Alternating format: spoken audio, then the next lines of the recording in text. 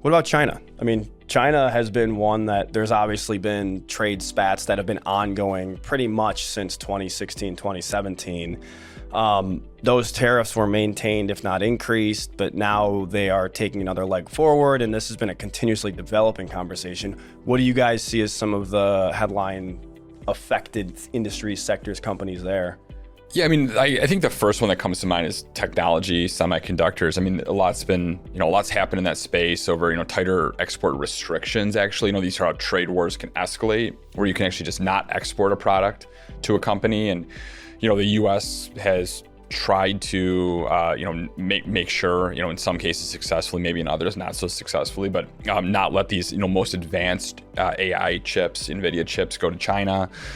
So those are the kind of things that you see. And, the U.S. speaking, when I say we probably have a lot more competitive relationship with China than necessarily we should with Mexico and Canada. I mean, they're, our northern and southern neighbors. I think that it makes sense for us to have a lot more friendly trade relationship with them.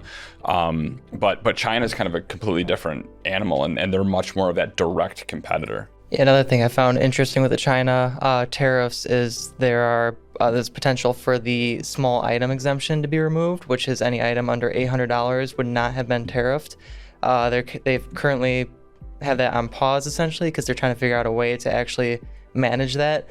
But for places like Temu, like the amount of packages and just goods that come over from China from Temu is massive. I would love for that to be stopped. Yeah, those banner ads on your computer are like the most ridiculous ads and things that I've been like, nobody needs this product. This should not be even made. Yeah, so it's been, I think, pretty sure the number is 800. Anything under 800 hasn't been subject to tariffs, but going forward it may be. And they get around that, right? Because every product, so a shirt will be 50 cents, and they can put, effectively 1,600 shirts in a box and say, oh, well, it doesn't get tariffed. Mm-hmm. Yeah, so they have a complete workaround that's kind of bogus for this system anyways. Yeah. That to me is dumping. Like that is, yes, I agree. That is not an okay practice. You called out the high performance computing, like that has very much been a headline development we've seen.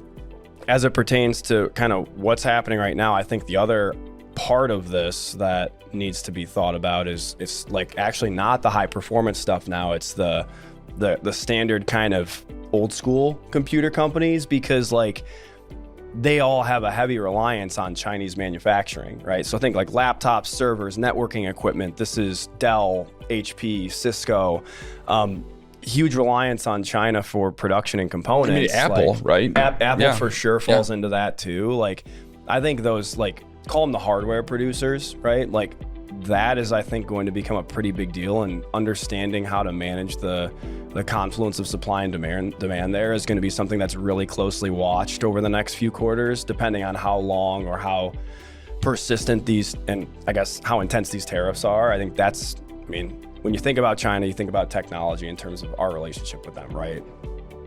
Other thing I thought was kind of interesting, and we've talked a little bit about this type of stuff in the investment committee, but the retail space. So I'm thinking places like Target, Costco, even a Hasbro and Mattel.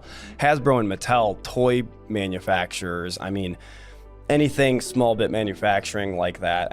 You're going to probably be partnered with China just for cost advantages. But then also like Target and Costco, they have a ton of their top and bottom lines that are sourced from things like furniture, right? So retailers that are importing furniture, clothing, and even electronics from China, like they're going to face higher costs. A lot of that's going to get fed down to us depending on the persistence and intensity of these tariffs. Yeah. But I think that retail space is one that might be a little bit overlooked as well. And the knock-on impact of all of this, it just all flows downward, right? Like we're trying to emphasize the fact that even though it's very clear to find sectors, industries, and companies that are being impacted in a very direct way, the indirect knock-on impact can be by way of increased costs borne by consumers. It could also be by way of sheer just increased interest rate expectations, which can stoke market volatility.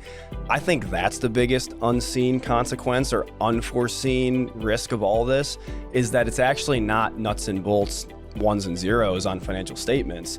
It's the expectation for changes which can stoke volatility, right? Yeah. I mean, that's well said.